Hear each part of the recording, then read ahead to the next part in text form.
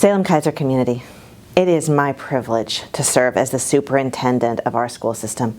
And in my first 10 months, I've had the chance to learn about the vast talent and the commitment and the excellence in our community.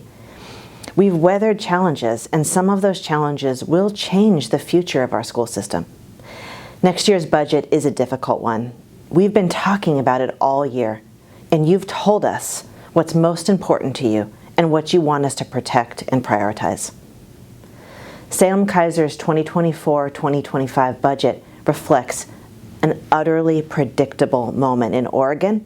It is happening across the nation. It is the final grim intersection of a flawed and failing funding policy and school systems that are attempting to meet the escalating needs of students. I believe that Salem-Keizer is simply one of the early and most visible examples of the hardship that is coming to Oregon schools over the next 12 months. The 24-25 budget problems are the result of compounding mismatches, gaps between what is expected and what is available.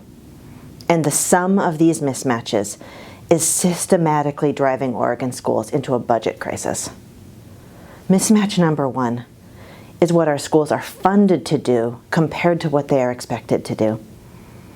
Today's public schools are expected to identify and address a staggering array of youth and family needs, but we are funded to provide an education.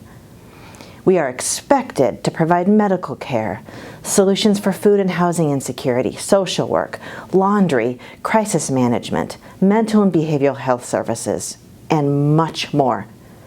These services are critical for healthy schools and healthy students, and they are largely unrecognized in Oregon's state school fund, the largest and most important source of funding for our schools.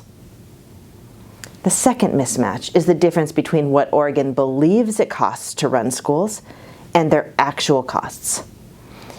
In the 2023-2025 biennium, grave errors were made. And this means that systems like Salem-Keizer and every other district were left underfunded and struggling to maintain our current staffing and services. The state forecasted that district labor costs would increase by 5.45% over these 2 years. Our actual costs for labor are increasing by more than 14%. In addition, the state funding formula has arbitrary rules that understate the true costs of providing special education services. If the state simply removed the cap and funded the full cost of weights, Salem-Keizer would be eligible for an additional almost $20 million per biennium.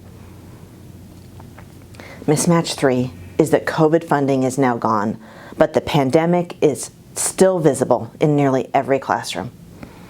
Our students and our families continue to deal with the academic and emotional aftermath of the pandemic. By September, Salem-Keizer will exhaust the federal COVID relief funding, which we used in part to pay for the staff providing services our students need. The funding is disappearing, student needs are as significant as ever, and the community is counting on school systems to maintain the service levels. But we cannot.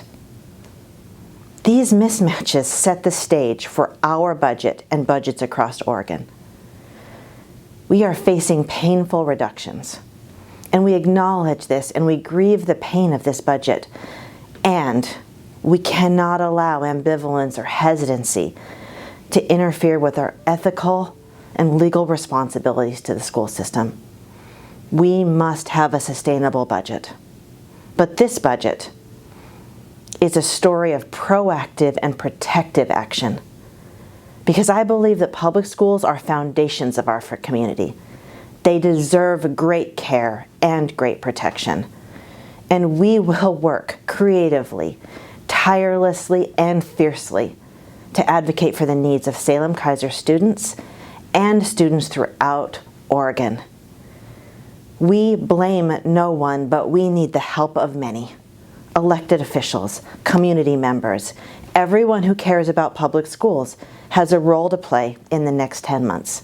So let this be the starting point of what we do next, not the ending point of grieving what we've lost. I couldn't be more proud of our school system and our community because we are Salem-Keizer Public Schools.